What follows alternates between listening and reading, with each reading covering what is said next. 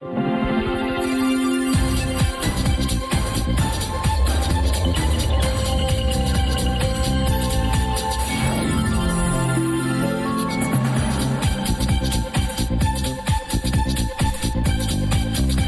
Monsieur, bonsoir. Merci de votre fidélité à notre rendez-vous d'information. Nous vous proposons à présent les principaux titres. Le secrétaire d'État adjoint américain est au Maroc, lutte contre le terrorisme et l'extrémisme violent. La crise syrienne, le Moyen-Orient et l'Afrique du Nord au menu de ses entretiens avec le chef du gouvernement et le ministre des Affaires étrangères et de la coopération internationale. L'état d'avancement des chantiers de développement des provinces du Sud passé à la loupe lors du colloque thématique à Dakhla sur le développement intégré de ces provinces. La régionalisation avancée également abordée lors de cette rencontre. Festival Mawazine, rythme du monde, DJ Ahmida, le rappeur musulman et le groupe Ashkaïn ont enflammé hier soir le public de la scène à Salé. Une ambiance festive exceptionnelle. Douzi se produit ce soir sur la scène Amnada à Rabat. Il sera d'ailleurs en direct avec nous ce soir dans cette édition. Le secrétaire d'État adjoint américain est au Maroc. John Sullivan a eu des entretiens avec le chef du gouvernement et le ministre des Affaires étrangères et de la coopération internationale. Le Maroc est un partenaire clé des États-Unis dans la lutte contre le terrorisme et l'extrémisme violent, a déclaré le secrétaire d'État adjoint américain. Les entretiens ont porté également sur le Moyen-Orient, la Syrie et l'Afrique du Nord en particulier. Mohamed Daïklishkar. Le Maroc et les États-Unis d'Amérique renforcent continuellement leurs relations et à tous les niveaux, politiques, sécuritaires, économiques et culturels. Les nouveaux entretiens à Rabat du secrétaire d'État adjoint américain ont permis justement de dresser le bilan des acquis tels le renforcement cette année même de la coopération militaire à travers l'exercice African Lion ou encore dans le domaine de la lutte contre le terrorisme et contre le crime organisé. Un constat très positif partagé par les deux parties. Le Maroc est un partenaire clé pour les États-Unis dans la lutte contre l'extrémisme violent. Le Maroc joue un rôle actif dans les efforts internationaux tels que le Global Counter-Terrorism Forum et l'organisation cette semaine même d'une réunion de la coalition internationale contre Daesh. Le Maroc a fait preuve encore une fois de son leadership dans le domaine de la sécurité. L'occasion également pour le secrétaire d'État adjoint américain de réitérer la constance de la position de son pays au sujet de la question du Sahara marocain et notamment concernant la proposition marocaine du plan d'autonomie. Nous considérons le plan marocain d'autonomie au Sahara comme étant sérieux, réaliste et crédible, un plan qui peut satisfaire les aspirations de la population du Sahara.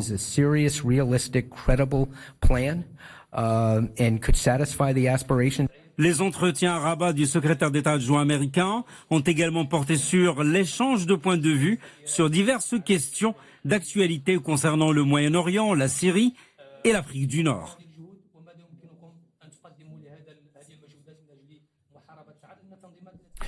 Les partis de la majorité gouvernementale, le PJD, le RNI, le Mouvement populaire, l'UC, l'ESFP et le PPS ont tenu une réunion ce matin au siège de la primature. À l'issue de cette réunion, ces partis ont souligné dans un communiqué l'importance d'œuvrer à la préservation du modèle marocain distingué. Concernant les verdicts de la justice au sujet des détenus dans l'affaire dite des événements de l'Hossima, les partis de la majorité soulignent respecter l'indépendance de la justice qui garantit des conditions du procès équitable stipulées par la Constitution. Le procès ayant duré près de 9 mois et a permis à la défense des accusés de présenter les points de vue de leur plaidoirie, tous les citoyens marocains étant égaux devant la justice. Concernant la mise en œuvre du programme Al-Hossima phare de la Méditerranée, le communiqué souligne que le gouvernement veille à l'exécution des hautes orientations royales visant la concrétisation des différents projets de développement dans les meilleures conditions et dans les délais fixés. Et puis, sur un autre plan, la réunion des partis de la majorité gouvernementale s'est félicitée du lancement d'un nouveau round de dialogue social. Vie parlementaire à présent, la Chambre des représentants tiendra lundi 2 juillet une séance plénière consacrée aux questions orales relatives à la politique générale auxquelles répondra le chef du gouvernement, Saad Eddine El Othmani. La séance débutera à 15h30. L'état d'avancement des chantiers de développement des provinces du Sud au cœur du colloque international, ou plutôt du colloque thématique sur le développement intégré de ces provinces. Il est organisé à Dakhla, il est initié en partenariat et en coordination avec les 3 régions du sud du royaume. Les participants se sont penchés également sur le second axe des travaux relatifs à la régionalisation avancée. Mohamed Aïlchka. Le chantier de l'un des plus importants projets structurants dans les provinces du Sud. La voie express Tiznit-Dakhla. Un projet en concrétisation sur 2 tranches. La première concerne le doublement de la voie Tiznit-La'youn sur 550 km. Et la deuxième portera sur la réalisation d'une voie large de 9 mètres entre La'youn et Dakhla sur 500 km. De nombreux autres grands chantiers sont ouverts dans les provinces du Sud. L'enveloppe budgétaire globale des projets inscrits dans le cadre de la mise en œuvre du modèle de développement des provinces du Sud s'élève à 77 milliards de dirhams. Il y a de grands projets structurants, d'autres qui couvrent les aspects sociaux, culturels et autres. Le taux de réalisation des projets atteint les 48% selon les données officielles données lors du colloque.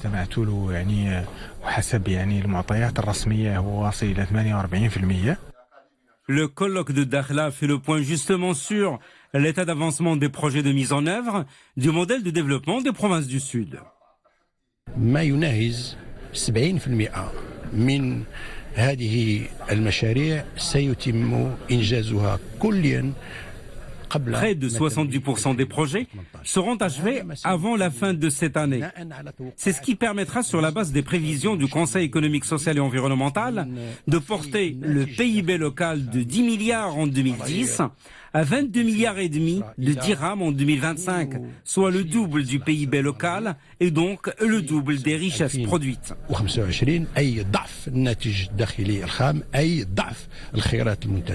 Le modèle de développement des provinces du Sud, lancé par Sa Majesté le roi Mohammed VI Al-Ayoun en novembre 2015, permettra également la création de 120 000 emplois. Le colloque de Dakhla a pu traiter aussi de la question de la régionalisation en tant que levier du modèle de développement des provinces du Sud. Et puis à La'youn, des élus et parlementaires de la région de La'youn, Saqia al-Hamra, ont réitéré lors d'une rencontre avec l'envoyé personnel du secrétaire général des Nations Unies pour le Sahara marocain, M. Horst Köhler, leur attachement indéfectible au plan marocain d'autonomie en tant qu'unique solution au conflit artificiel autour du Sahara marocain. Au cours de cette rencontre à laquelle a assisté l'ambassadeur représentant permanent du Maroc auprès des Nations Unies, Omar Hillel, d'autres élus et parlementaires de la région de La'youn ont mis en avant la pertinence de l'initiative d'autonomie, insistant sur l'attachement de la population locale à cette solution qui offre une issue applicable et réaliste à même de régler définitivement ce différend qui n'a que trop duré. Monsieur Horst Köhler, actuellement en visite au Maroc dans le cadre d'une deuxième tournée régionale, est arrivé hier matin à La'youn. On passe à présent à la musique, soirée de folie sur les différentes scènes de Mawazine Rythme du Monde, ambiance festive avec les différents artistes présents à cette 17e édition.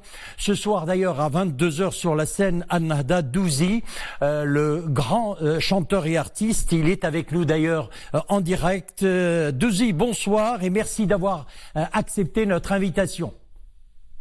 Bonsoir et merci à vous. Donc voilà, je salue tous les gens qui nous regardent, soit à l'intérieur de la ville, soit à l'étranger. Alors ma première question, Douzi, qu'est-ce que cela vous fait de vous produire donc dans votre pays, dans le cadre d'un festival d'ailleurs de renommée internationale tel que Mawazine Rythme du Monde? Effectivement, ce soir, je vais me produire, Inch'Allah, sur la scène Nahda et c'est la première fois que je monte sur cette scène. C'est vrai que c'est la 4e fois que je participe à Miraj al-Mawazine, mais j'étais toujours face au public slaoui, mais cette année, Inch'Allah, j'ai rencontré mon public abatté et c'est la première fois, donc ça sera une première pour moi. Je suis venu, moi et mon équipe, on a préparé un show exceptionnel. Et tout ce qu'on espère, c'est que tout se passera bien et qu'Inch'Allah, on sera à la hauteur. Oui. Alors Douzi, certaines de vos chansons sont empreintes de patriotisme et là je pense à la reprise de la chanson des Gil Gilala, l'Ayoun Aïnia. Alors en tant qu'artiste, quel message voulez-vous faire passer ? C'est sûr que, vous savez, chaque artiste est un ambassadeur de son pays. Donc moi, je mets toujours le drapeau de mon pays en avant. Le sens du patriotisme et que toujours j'essaie de représenter mon Maroc et lui donner une image positive. Et je suis tellement fier de représenter un beau pays comme le Maroc. Donc j'ai toujours pensé à on va dire à remixer. Vous savez, on a un patrimoine qui est très très cher au Maroc. On a des cultures, on a un mélange de cultures et donc voilà, j'ai toujours cherché dans tout ce qui est ancien pour l'habiller avec une nouvelle musique, la musique de la nouvelle génération, de tout ce qui est moderne, et c'est ce qu'on a fait pour l'Ayoun Aïnia. On a collaboré avec Jalal Hamdaoui qui est un très très grand monsieur, un très grand arrangeur et compositeur, et aussi avec Gil Gilala qui sont voilà, c'est notre fierté marocaine, oui. C'est la musique, la pure musique traditionnelle marocaine, et on a sorti un très bon produit, alhamdoulilah, et qui a explosé et qui est parti au-delà des frontières. Alors Douzi, dans vos chansons, vous avez opéré un style musical qui a beaucoup changé. Vos derniers tubes sont slow et je pense à la chanson El Mouja est pleine de poésie, de romance. Alors comment expliquer cela? Est-ce un nouveau degré de maturité artistique au moment où la scène musicale ne jure que par les rythmes et la faiblesse donc du texte et du verbe? C'est vrai que, bon, parlons d'expérience, c'est vrai que j'ai eu un parcours très lent, donc on va dire 25 ans de carrière, et on peut dire aussi j'ai atteint un niveau de maturité au niveau des textes. On sent que dans le Mouja il y a de la poésie, il y a des mots qui touchent plus, et moi c'était un vécu le Mouja, et je crois que c'est le vécu de pas mal de jeunes, et donc j'ai essayé d'exprimer ça à travers cette chanson. Et d'ailleurs c'est grâce à ça qu'elle a eu son succès, et c'est vrai que maintenant ce qu'on voit dans le milieu artistique, c'est vrai qu'on a perdu la qualité de la parole, et moi à travers le Mouja j'ai essayé de corriger ce problème, parce que c'est vrai qu'on souffre dans tout ce qui est maintenant parole musicale. C'est vrai qu'on a un peu dévié, et moi avec la musique j'ai toujours été fier de tout ce que je présentais à mes fans et les gens qui écoutent Douzi, et donc j'ai essayé de leur donner quelque chose qui a une valeur, et c'est pour cela qu'on a fait le Mouja. Alhamdoulilah, elle a eu son succès. Alors pour clore notre entretien, Douzi, un message aux téléspectateurs qui vous regardent là en direct ce soir, mais également au public qui sera nombreux sur la scène ce soir à 22h. Voilà, donc je suis très contente de me produire sur la scène Nahda. Donc je dis à mon public, donc je vous attends ce soir. Inch'Allah, je vous promets un show exceptionnel. On a travaillé très très dur pour donner le meilleur de nous, et Inch'Allah, on espère que tout se passera bien, et je vous attends ce soir. Merci beaucoup. Merci Douzi de nous avoir accordé donc cet entretien. Rendez-vous sur la scène Nahda ce soir à 22h. Et toujours dans le cadre du festival Mawazine Rythme du Monde, la scène salée vibrait au rythme hier soir de Gigi Hamida, du rappeur musulman et du groupe Ashkain, interprétant d'ailleurs le très fameux Issawa Style, un public enflammé par les rythmes du raï, du hip-hop ou encore du shabi. Une ambiance festive d'ailleurs exceptionnelle que nous découvrons dans ce reportage signé Zakaria Mokinbil.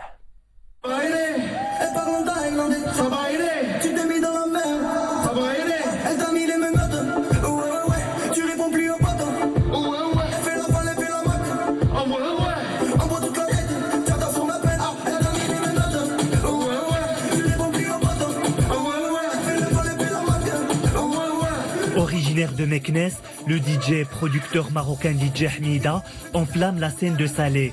Avec ses mix célèbres, il fait chanter et danser un public nombreux venu l'acclamer. Un artiste éclectique mêlant les styles R&B, raï ou hip-hop. c'était super bien, ça s'est super bien passé. J'aime mon pays, j'aime le Maroc, je représente le Maroc all around the world. Je te le dis en anglais, à travers le monde. Hazin Baraya, c'était super, donc ça fait super plaisir.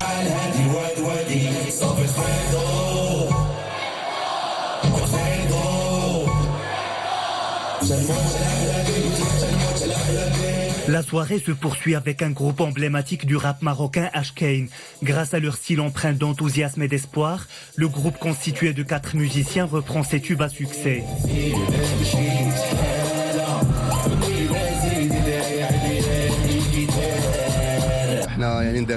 Nous avons été agréablement surpris par le nombre de spectateurs qui ont tenu à assister à notre spectacle. Nous en sommes fiers. Il y avait un échange et une bonne ambiance. Nous avons interprété nos chansons les plus connues.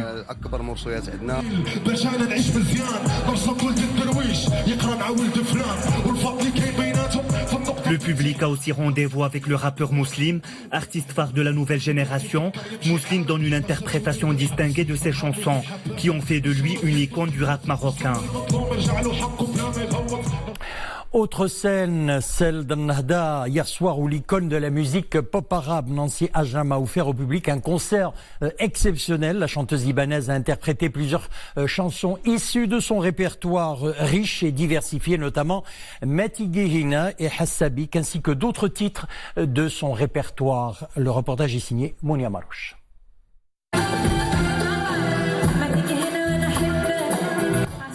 Grâce à sa voix mélodieuse et sa sensibilité particulière, la diva de la chanson arabe Nancy Ajram a interprété les chansons les plus éclectiques de son répertoire.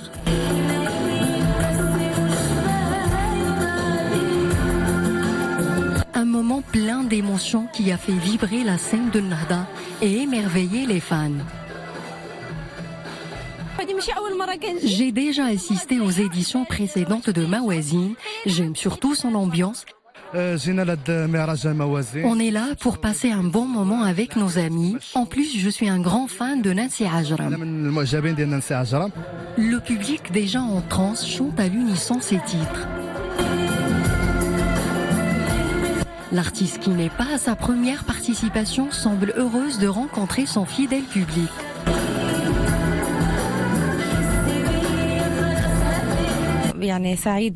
Rencontrer le public marocain est toujours un grand bonheur pour moi, surtout dans le cadre du festival Mawazine. C'est un amour partagé.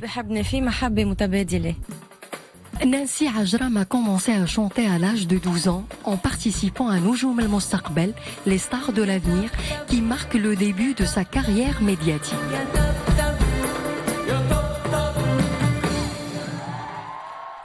Actualité internationale, on passe à présent au drame de l'immigration clandestine. Près de 1000 migrants ont été secourus au large de la Libye alors qu'ils tentaient de traverser la Méditerranée.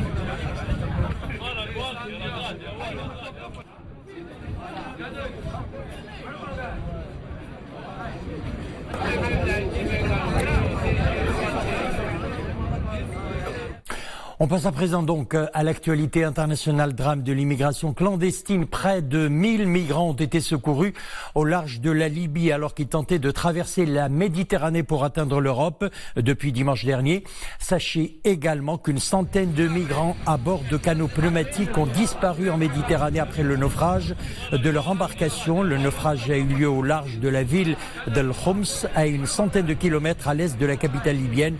17 personnes ont pu être secourues. Et puis, dossier immigration toujours, les 28 dirigeants de l'Union européenne signent un accord sur l'accueil des migrants.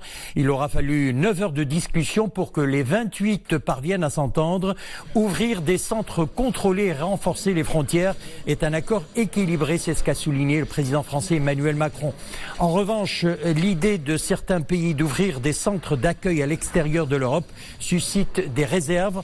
Le refus de l'Italie de continuer à accueillir les bateaux en provenance de la Libye est à l'origine de la crise. Et justement, parmi les mesures décidées lors de cette réunion, celle concernant l'accostage des bateaux ayant recueilli des migrants à bord. Je vous propose d'écouter le président français Emmanuel Macron. C'est le pays le plus sûr, le plus proche, qui doit être choisi pour être un port. Nos règles de responsabilité sont claires, c'est le pays de première arrivée dans l'Union européenne. En aucun cas, ces principes ne sont remis en cause par l'accord.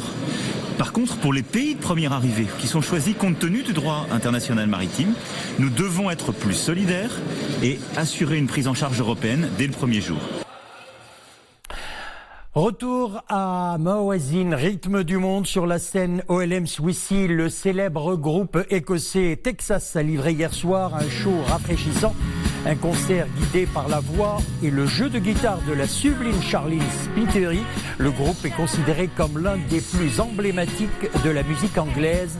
Quelques extraits de la soirée.